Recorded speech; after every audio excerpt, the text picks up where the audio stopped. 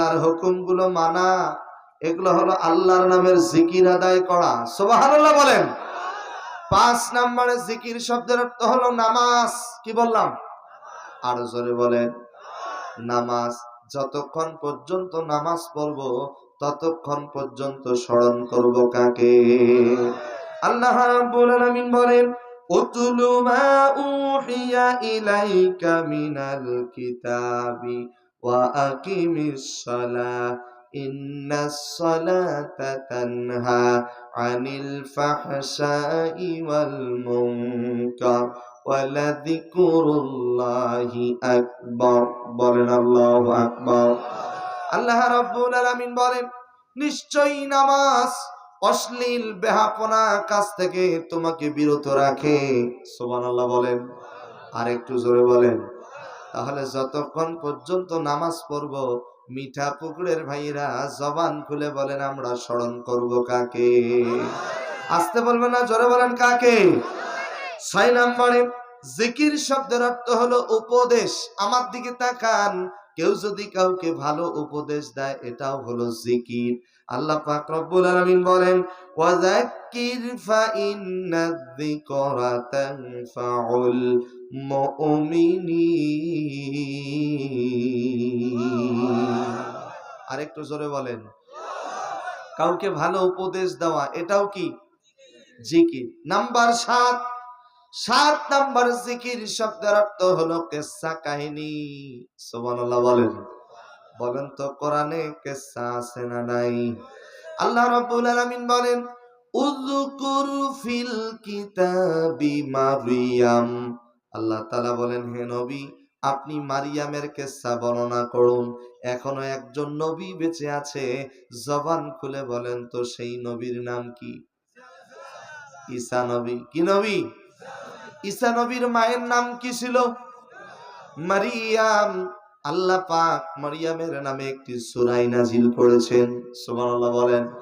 আরেকটু জোরে বলেন আল্লাহু আকবার। তাহলে 7 নম্বরে জিকির শব্দের অর্থ হলো কিসসা কাহিনী। যে কিসসা কোরআনে আছে, হাদিসে আছে। এই কোরআন আল কারীমে 25 জন নবীর কিসসা আছে। সুবহানাল্লাহ বলেন। কয়জন নবী? অনেক আলোচক আছে কোরআন হাদিসের কিসসা গুলো বাদ দিয়ে এমন কিসসা বলে যে কিসসা কোরআনেও নাই, হাদিসেও। কিছুদিন আগে এক বক্তা ওয়াজ করতেছে, একটি সাপ রাস্তা দিয়ে যায়, যাইতে যাইতে নবীজিকে দেখতে পাইল। নবীজিরে দেখতে পাইয়া নবীজিকে ডাক দিয়া বলে, ওগো নবীজি। 14 আলিফটা বুঝেন নাই? ওগো নবীজি আমি বেঈমান সাপ। কি সাপ? আমি বেঈমান সাপ। আমি আপনার কাছে কালেমা পড়ে ইমানদার হতে চাই। বাস কিছু শ্রোতা বলে সুবহানাল্লাহ। এরকম ঘটনা তো জীবনেও কোনোদিন শুনি নাই। এত সুন্দর ঘটনা, বেঈমান সাপ নবীর কাছে গিয়া ইমানদার হয়ে গেল। যে কিসসা কোরআনেও নাই, হাদিসেও নাই। হাদিসে কোরআনে কত কিসসা আছে, একটু জোরে বলেন আল্লাহু আকবার। আর একটু জোরে বলেন। আমার প্রিয় ভাইরা খুব মনোযোগ। যে কিসসা গুলো বললে, যে সাহাবীদের জীবনী গুলো বললে ঈমান তাজা হয়, ওই সমস্ত সাহাবীদের কথাগুলো বলার দরকার আছে না না? যে সমস্ত সাহাবীদের কথাগুলো স্মরণ হলে ঈমান মজবুত হয়। তার মধ্যে একজন বিশ্ব নবীজির কালো সাহাবী ছিল, যার আযান আল্লাহ পাকের আরশে আজিমে পৌঁছে যেত। যদি জানা থাকে বলেন তো সেই সাহাবীর নাম কি? মাশাআল্লাহ। হযরতে বেলাল রাদিয়াল্লাহু তাআলা আনহু একজন কালো সাহাবী, কিন্তু তার অন্তরটা ছিল সাদা ধবধবে। ইন্না আকরামাকুম ইনদাল্লাহি আতকাকুম। যার অন্তরে আল্লাহর ভয় যত বেশি, ওই ব্যক্তিটা আল্লাহর কাছে তত বেশি প্রিয় হয়ে যায়। আর একটু জোরে বলেন না সুবহানাল্লাহ। ও মিঠা পুকুরের যুবকেরা, মুরব্বী বাবাজিরা, জবান খুলে বলেন তো আল্লাহর ভয় অন্তরে নিয়ে আসার দরকার আছে না নাই? আরো জোরে বলেন। আমাদের জীবনে গোনা আছে না? কারো জীবনে কম, কারো জীবনে বেশি। অথচ দেখছেন কয়েকদিন আগেই টাঙ্গাইলে তো দেখছেন, আমি তারা নাস্তিক বলবো না কি বলবো, এর আগে হজ নিয়েও কটূক্তি করেছে। আবার সেদিন স্টেজে উঠে বলতেছে আমি আমার জীবনে কোনোদিন গুনাহ করিনি, আমি তওবা করব কেন? নাউজুবিল্লাহ বলেন। নাম তো জানেন, লতিফ সিদ্দিকী। হজ নিয়ে এর আগেও কটূক্তি করেছিল, সে স্টেজে বলতেছে, তাও আবার মাহফিলে বলতেছে আমি আমি আমি জীবনে কোনো গুনাহ করিনি, আমি কেন তওবা করব? আরে আহাম্মদ, আপনার আমার নবী আখেরি পয়গম্বর, বিশ্ব নবী, যার আগে এবং পরে কোনো গুনাহ ছিল না, সেই নবী আল্লাহর কাছে 100 বারের অধিক প্রতিদিন তওবা করতেন। কি ঘুম পাচ্ছেন নাকি? তাহলে একটু জোরে বলেন না সুবহানাল্লাহ। জীবনে ভুল আছে না নাই? আমার প্রিয় ভাইরা, কথা বলতেছিলাম, যেই সমস্ত সাহাবীদের কথাগুলো শুনলে ঈমান তাজা হয়, মজবুত হয়, ওই সমস্ত সাহাবীদের ঘটনাগুলো বলার দরকার আছে না নাই? হযরত বেলাল রাদিয়াল্লাহু তাআলা আনহু ইসলামের পক্ষে, তাওহীদের পক্ষে কথা বলার কারণে হযরত বেলালকে মরুভূমির বালুর উপরে ধরে নিয়ে গিয়ে, আমার প্রিয় ভাইরা, হযরত বেলালের 2 হাতের তালুর মধ্যে, 2 পায়ের তালুর মধ্যে লোহার পেরেক তার কাটা মেরে দিয়েছে।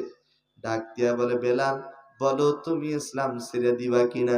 বেলাল শুধু বলেন আহাত আহাত আহাত, কুল হুয়াল্লাহু আহাদ। এই কথা বলার অপরাধে হযরত বেলালের জিহ্বার মধ্যে লোহার পেরেক তার কাটা মেরে দিয়েছে।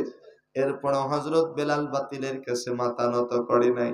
অর্ধ পৃথিবীর রাষ্ট্রনায়ক, খলিফাতুল মুসলিমিন হযরত ওমর রাদিয়াল্লাহু তাআলা আনহু সাথীদের সামনে বলতেছে, ও আমার সাথী ভাইরা, ইসলামের জন্য সব থেকে বেশি কষ্ট করেছে হযরত বেলাল। এই কথা বলার সঙ্গে সঙ্গে হযরত খাব্বাব রাদিয়াল্লাহু তাআলা আনহু দাঁড়িয়ে গেছে, বলতেছে লাব্বাইক আমিরুল মুমিনিন, আপনি হযরত বেলালের কথা বললেন, আমি খাব্বাবের কথা বললেন না কেন? হযরত ওমর বলে, খাব্বাব বেলাল ইসলামের জন্য কষ্ট করেছে সবার জানা আছে, কিন্তু তুমি খাব্বাব কি কষ্ট করেছে এটা তো আমাদের জানা নাই। এই কথা বলার সঙ্গে সঙ্গে হযরত খাব্বাব রাদিয়াল্লাহু তাআলা আনহু তার গায়ের জামাটা খুলে দিলেন। গায়ের জামা খুলে দেওয়ার সঙ্গে সঙ্গে হযরত ওমর তাকিয়ে দেখেন হযরত খাব্বাবের পিঠের মধ্যে বিশাল বড় বড় গর্ত দেখা যায়, কোমরের মধ্যে কোনো গোশত নাই। ডাক দিয়া বলে, খাব্বাব তুমি কেমনে বেঁচে আছো? তোমার এই দৃশ্য হলো কেমনে? হযরত খাব্বাব চোখের পানি ছেড়ে দিয়ে কেঁদে কেঁদে বলেন, আমিরুল মুমিনিন, ইসলামের পক্ষে, তাওহীদের পক্ষে, কোরআনের পক্ষে, নবী আল্লাহর ভালোবাসার জন্য এই নির্যাতন, জুলুম, অত্যাচারের শিকার হয়েছি। কাফের মুশরিকরা আমি খাব্বাবকে মরুভূমির বালির উপরে ধরে নিয়ে গিয়ে 2টি হাত পেছন দিক দিয়া মোটা মোটা রশি দিয়ে পেছন দিক দিয়া হাত দুটো বেঁধে দিয়েছে, পা দুটো বেঁধে দিয়েছে, উপর করে শয়া দিয়েছে। জ্বলন্ত আগুনের অঙ্গার গুলো আমি খাব্বাবের পিঠের মধ্যে তুলে দিয়েছি। পিঠের গোশত গুলো গলে গলে জমিনে পড়ে যায়। আমাকে বলে, খাব্বাব বলো তুমি ইসলাম ছেড়ে দিবা কিনা?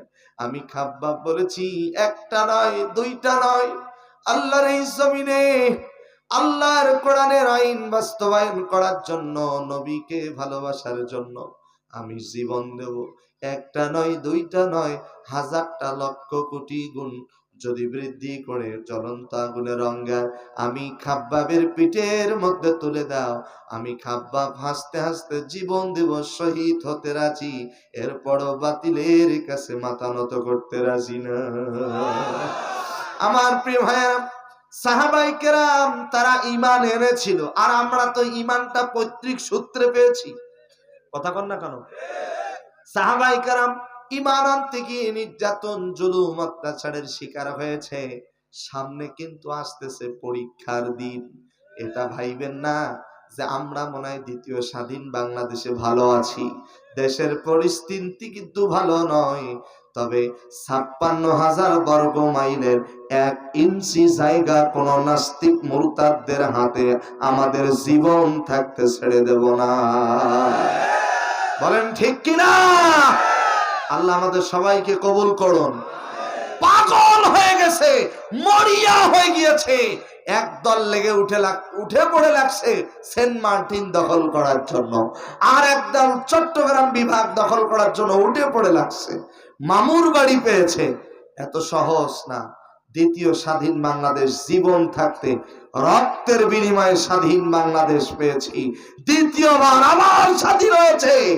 এই বাংলাদেশ কোন নাস্তিক মুরতাদদের হাতে ছেড়ে দেব না। জোরে বলেন ইনশাআল্লাহ। এতে যদি জীবন দিতে হয় রাজি আছেন? হযরত বেলাল খাব্বাবের মতো যদি নির্যাতন জুলুম অত্যাচারের শিকার হওয়া লাগে, রাজি আছেন? কারা কারা রাজি? দুই হাত তুলে আল্লাহ দরবারে দেখায় দাও।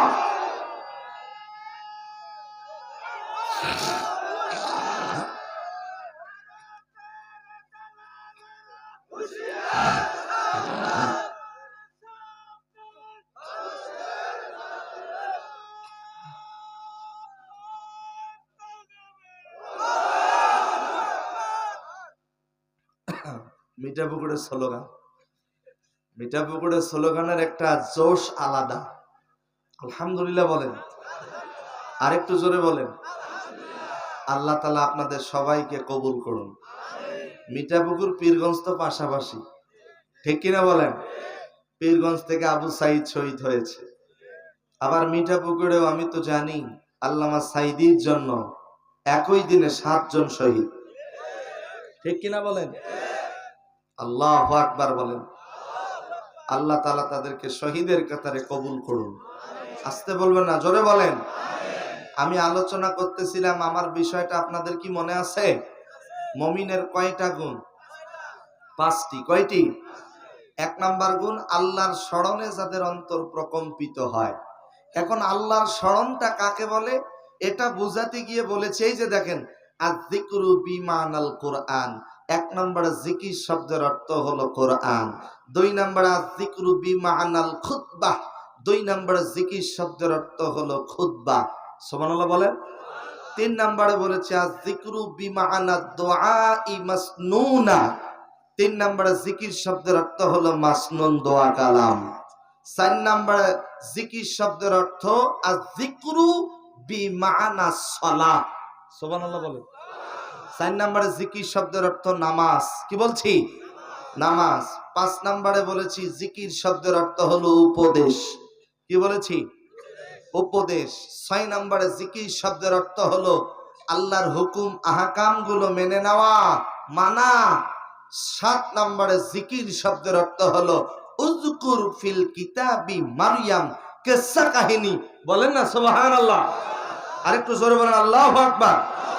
আমার প্রিয় ভাইয়েরা, এখন এই কিসসা কাহিনী যদি বলতে যাই ফজর হয়ে যাবে। বলা সম্ভব? শেষ করা সম্ভব?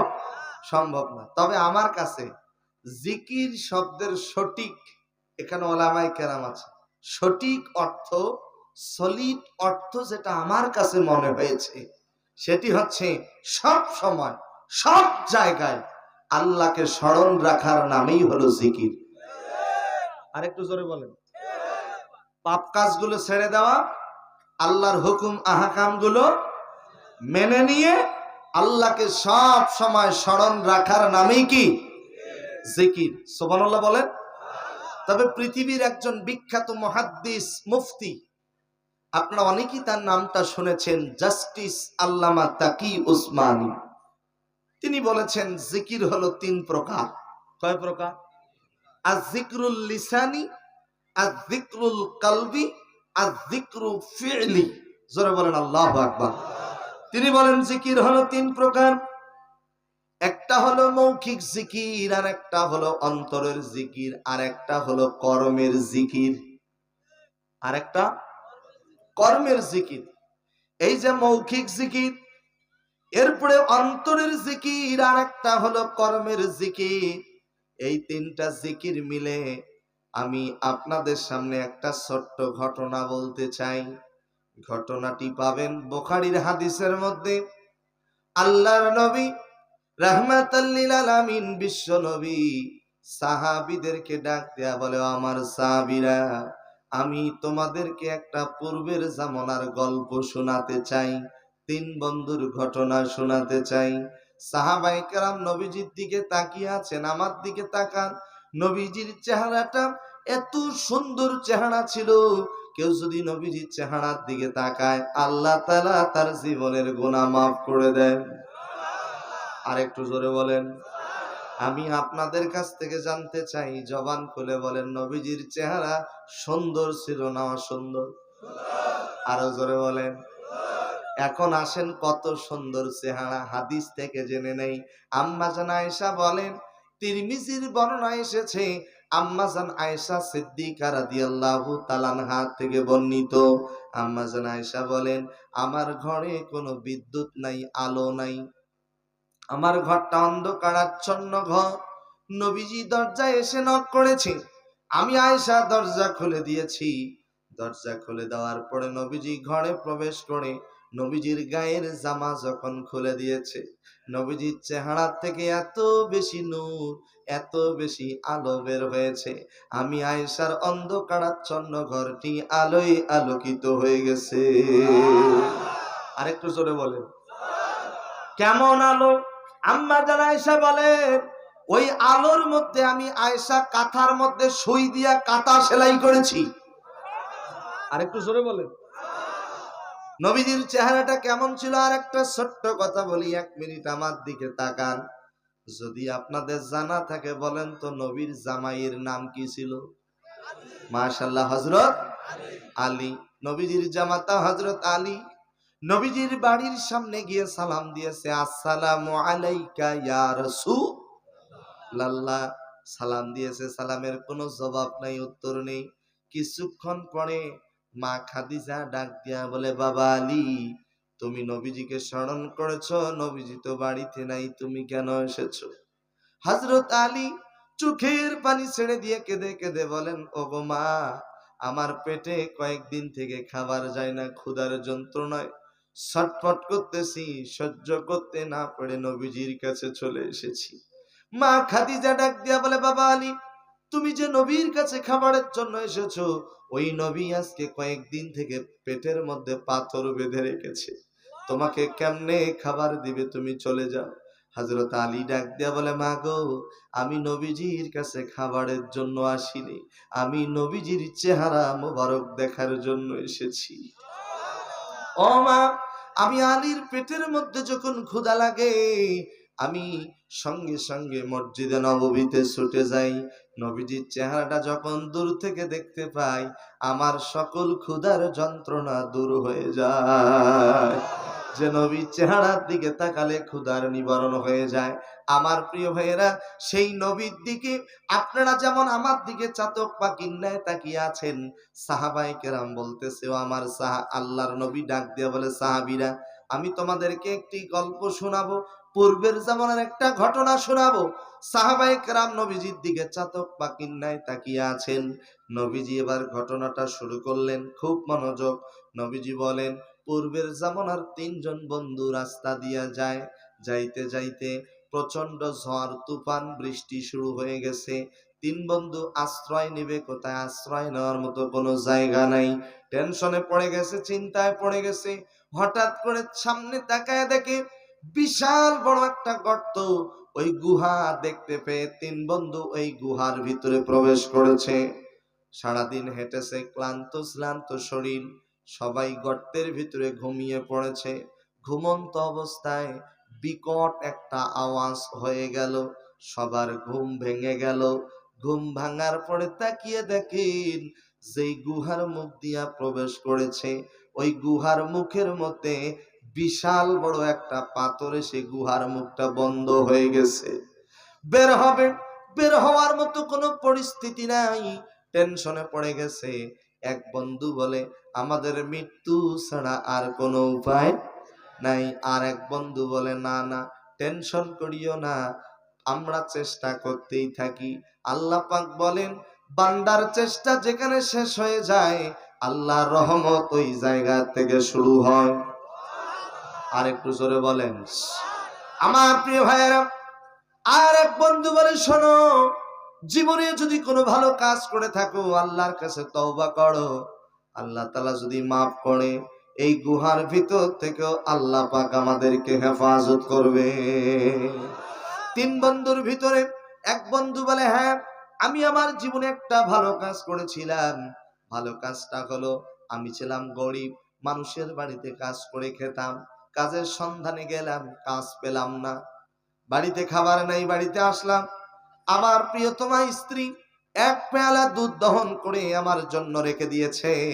আমি দুধটুকুন যখন খাবো, মনে পড়ে গেছে আমার ছোট্ট ছোট্ট কলিজার টুকরা সন্তানগুলো আছে। আমার সন্তানগুলো মনে হয় কিছু খায় নাই। পাশের রুমে গিয়ে দেখে সন্তানগুলো ক্ষুধার যন্ত্রণায় ছটফট করতে করতে এক পর্যায়ে তারা ঘুমিয়ে পড়েছে। মনে মনে চিন্তা করে, বাচ্চাগুলো তো ঘুমিয়ে পড়েছে, পাশের রুমেই তো আমার গর্ভধারিণী মা আছে, বাবা আছে, তারা মনে হয় কিছু খাই নাই। এবার ওই দুধটুকু নিয়ে গিয়ে মায়ের হাতে তুলে দিয়েছে। মাকে ডাক দিয়ে বলে, মা তুমি এই দুধটুকুন তৃপ্তি সহকারে খাও। মারে খাওয়াইছে, মা সুন্দর করে ঘুমিয়ে পড়েছে। যুবকটি আল্লাহর কাছে ডাক দিয়া বলে, আল্লাহ ওই দিন আমার এত বেশি ক্ষুধা লেগেছিল, আমি খাই নাই। আমার প্রিয়তমা স্ত্রীকেও দেই নাই, কলিজার টুকরা সন্তানকেও দেই নাই। আমি আমার গর্ভধারিণী মারে খাওয়াইছি, আমি আমার মায়ের খেদমত করেছি। ও আল্লাহ, এই আমলটা যদি তোমার কাছে ভালো লেগে থাকে, এইখানে আশেপাশে কোনো বাড়ি ঘর নাই, কোনো লোকজন নাই, আমাদের মাথার উপরে বিশাল বড় পাথর, এই পাথরটা তুমি সরিয়ে দাও, আমাদেরকে তুমি হেফাজত করো। প্রথম নাম্বার যুবক যখন এইভাবে দোয়া করতেছে, আল্লাহ রব্বুল আলামিন তার দোয়া মঞ্জুর করে নিয়েছে। তাকিয়ে দেখেন পাথরটা অটোমেটিক একটু সরে গেছে। আরেকটু সরে বলেন। কিন্তু এখনো পুরোপুরি সরে যায়, বের হওয়ার মতো এখনো পরিস্থিতি আসে নাই। দুই নাম্বার বন্ধু দোয়া করতেছে, আল্লাহ আমিও আমার জীবনে একটা ভালো আমল করেছিলাম, ও আল্লাহ আমিও একটা জীবনে ভালো আমল করেছিলাম। সেই ভালো আমলটা কি? ওই যুবকের একটা বোন ছিল। কি ছিল? বোন। দেখতে খুবই সুন্দর ছিল, রূপসী সুন্দরী, খুবই পছন্দ করত।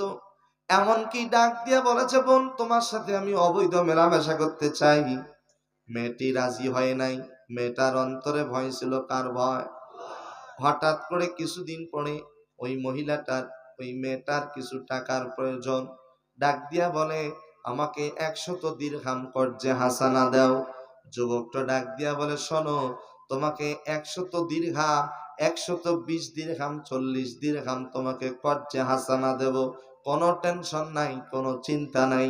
তবে শর্ত হলো, বলো বলো আজকে রাতের বেলা কি, আজকে রাতের জন্য কি তুমি আমার হয়ে যাব? তোমার সাথে আমি অবৈধ মেলামেশা করতে চাই। মেয়েটা বাধ্য হয়ে রাজি হয়ে গেছে, 100 দিরহাম নিয়ে চলে গেছে। যুবকটা ডাক দিয়া বলে, শোনো, রাতের বেলা আমার ঘরের দরজা খোলা থাকবে, তুমি ঘরে আসবা, কেউ যেন বুঝতে না পারে। ঠিক রাত গভীর হয়ে গেছে, মেয়েটি যুবকের কথা মতো যুবকটার ঘরে চলে আসছে। যুবকটি এবার ঘরের দরজা লাগিয়ে দিয়েছে। ঘরের দরজা লাগিয়ে দিয়ে বুখারীর হাদিসের মধ্যেই হাদিসটা এসেছে, অনেক লম্বা হাদিস। ছেলেটা একদম মেয়েটার সংস্পর্শে চলে গিয়েছে, মেয়েটার কাছাকাছি চলে গেছে। মেয়েটার দুই উড়ুর উপরে একদম উড়ুর কাছাকাছি চলে গিয়েছে। ঠিক ওই মুহূর্তে মেয়েটি ডাক দিয়া বলে, যুবক একটু দাঁড়াও, সারা রাতটা তো এখনো পড়ে আছে, তোমার সাথে আমার কিছু কথা আছে। এ যুবক, তোমার কাছে আমার প্রশ্ন, বলো তো এই ঘরে কে আছে? যুবকটা ডাক দিয়া বলে, এই ঘরে তুমি আর আমি, আর তো কেউ নাই।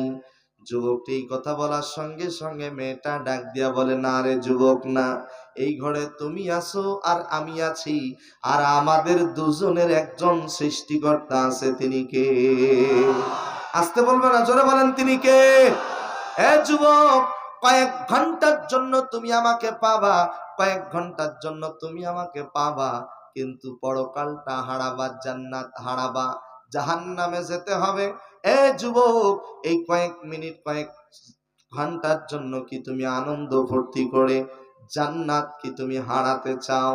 যখনই আল্লাহর কথা স্মরণ করে দিয়েছে, যুবকটার বুকটা থর থর করে কেঁপে উঠেছে। আল্লাহ পাক বলেন, আল্লাযীনা ইযা যুকিরাল্লাহু ওয়াজিলাত কুলুবুহুম, মুমিনের এক নাম্বার বৈশিষ্ট্য, আল্লাহর কথা স্মরণ হওয়ার সাথে সাথে তাদের অন্তরগুলো প্রকম্পিত হয়। আরেকটু জোরে বলেন, তাদের অন্তর প্রকম্পিত হয়। আওয়াজ দিয়া বলেন ঘোষণা কার? বেটি যখনই যুবকের কথা, ওই যুবকটাকে বলেছে, যুবক আল্লাহকে ভয় করো, আল্লাহকে ভয় করো।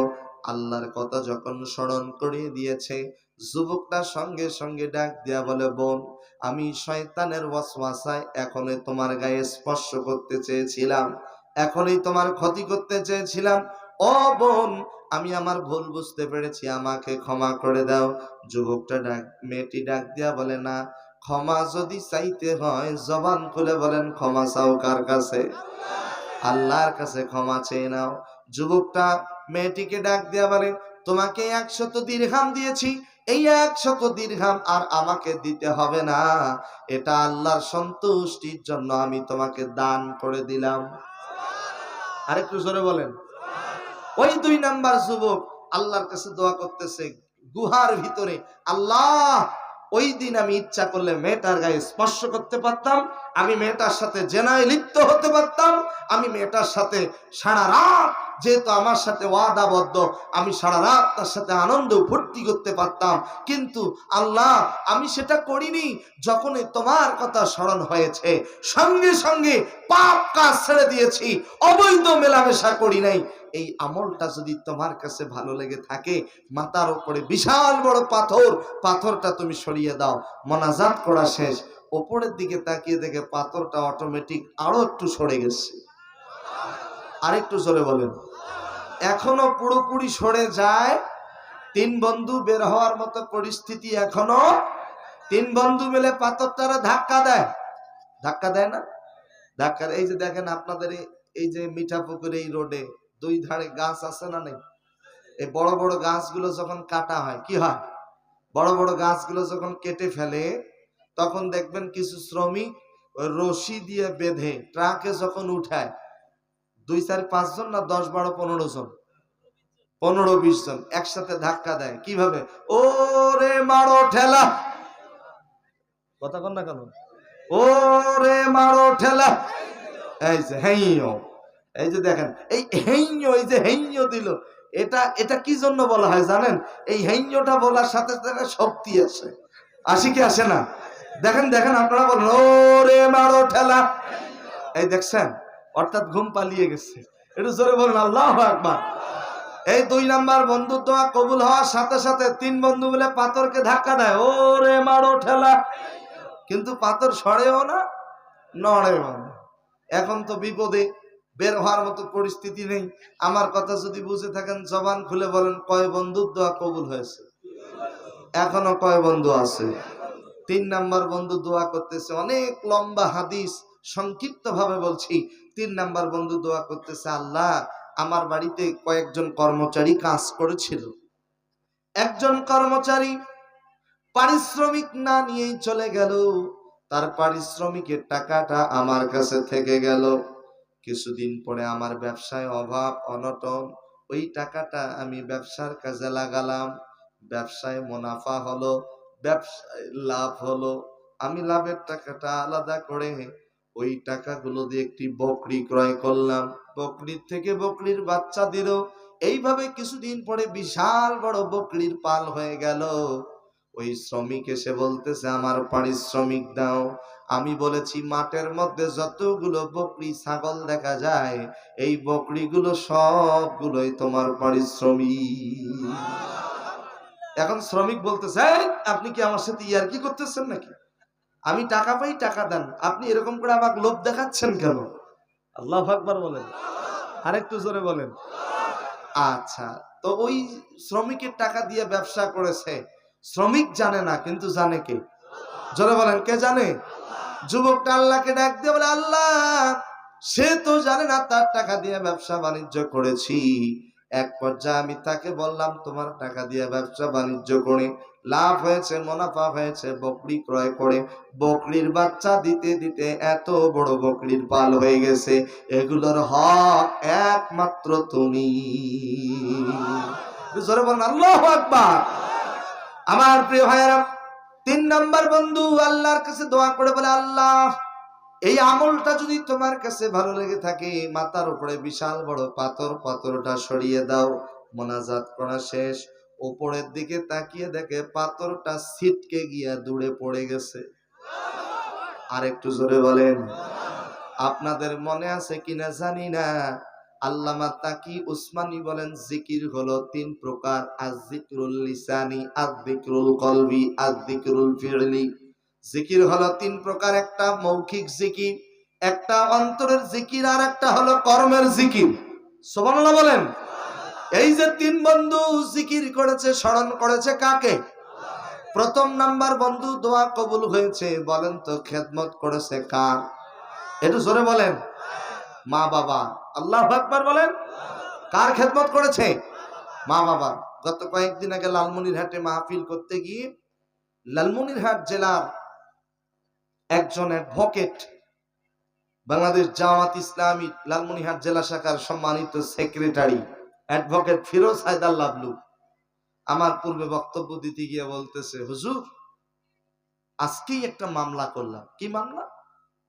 যে সন্তান হয়ে তার বাবার গায়ে হাত তুলেছে এবং এত বেশি আঘাত করেছে, বাবার মাথা ফেটে গিয়েছে, কপালে দাগ, মাথায় দাগ, শরীরে দাগ, দা দিয়ে কোপ দিয়েছে। নাউজুবিল্লাহ বলেন। আরেকটু জোরে বলেন। আমি আপনাদের কাছে প্রশ্ন করতে চাই, যে মা বাবা না হলে পৃথিবীতে আসতে পারতাম না, ওই মা বাবা কি ধমক দিয়ে কথা বলা যাবে? জোরে বলেন, যাবে? ওই মা বাবার সাথে ধমক দিয়ে কথা বলা যাবে না, শব্দটা পর্যন্ত বলা যাবে না। ওই মা বাবার গায়ে কেমনে একটা যুবক হাত তোলে?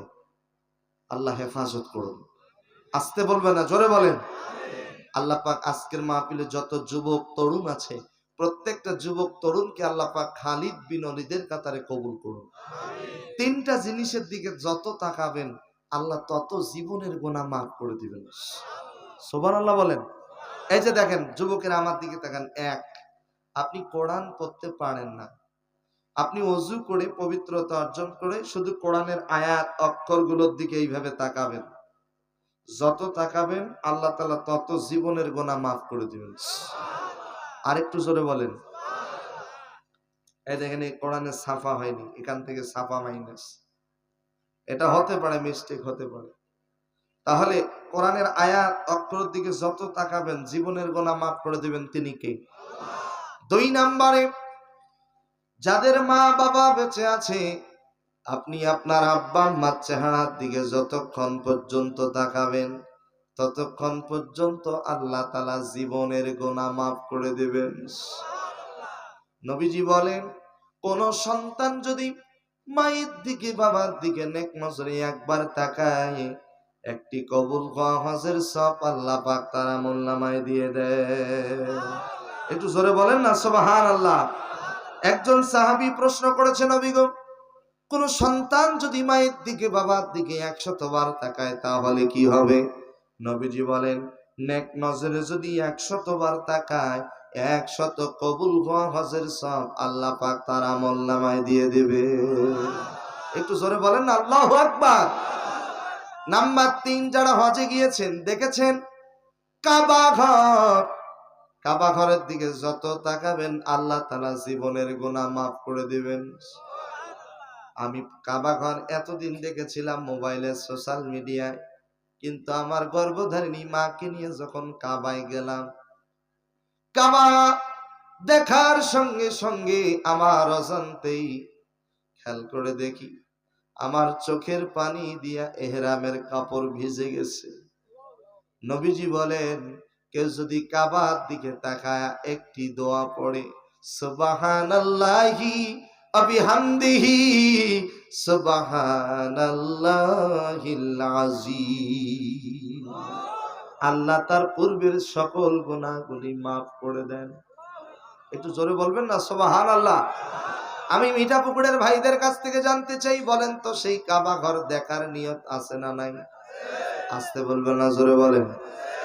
কাবার গিলাফটা যখন ধরেছিলাম সবার কথা মনে পড়েছে, কিন্তু সবার আগে যার নামটা মনে পড়েছে তিনি মরহুম আল্লামা সাঈদী। কেন মনে পড়েছিল? যখনই কাবার দরজাটা ধরেছি ওই কাবার ঘরের দরজাটা আল্লামা সাইদির জন্য অনেকবার খুলে দেওয়া হয়েছে। এমনকি যখনই তিনি মক্কায় যাইতেন রাষ্ট্রীয়ভাবে কাবা ঘরের দরজা তার জন্য খুলে দেওয়া হতো। তিনি কত বড় একজন আলেম ছিল। আল্লাহু আকবার। আমার প্রিয় ভাইয়েরা, মুসাফিরের হালতে দোয়া করি আল্লাহ তাআলা যেন আমাদের সবাইকে জীবনে একটি বারের জন্য হলেও মক্কা মদিনায় যাওয়ার তৌফিক দান করেন। আমরা যারা গিয়েছি আল্লাহ যেন বারবার যাওয়ার তৌফিক দান করেন। আমি আপনাদের কাছ থেকে জানতে চাই, জবান খুলে বলেন তো, মা বাবার খেদমত করার দরকার আছে না নাই? আল্লাহ পাক রব্বুল আলামিন বলেন, যারা পড়েন আমার সঙ্গে পড়েন, ওয়া কাদা রাব্বুকা আল্লা তা'বুদু ইল্লা ইয়্যাহু ওয়া বিল ওয়ালিদাইনি ইহসানা ইম্মা ইয়াবলুগান্না ইনদাকাল কিবারা আহাদুহুমা আও কিলা